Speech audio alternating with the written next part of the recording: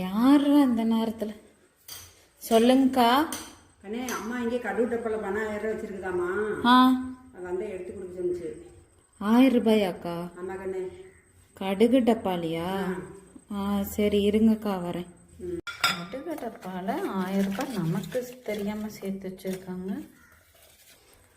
இந்தாங்கக்கா. சரி கண்ணே. சரி வரேங்கண்ணே. சரி ஓகேக்கா.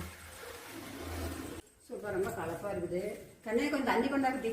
தண்ணியா? இரு கொண்டு வரேன். இந்தாம்மா தண்ணி கொண்டாக்கண்ணே.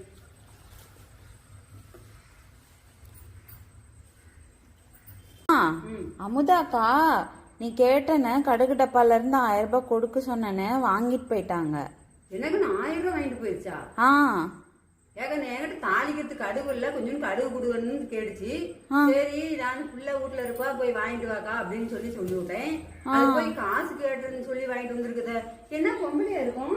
வரட்டுங்க, நாளைக்கு பேசிக்கிறேன் நான்.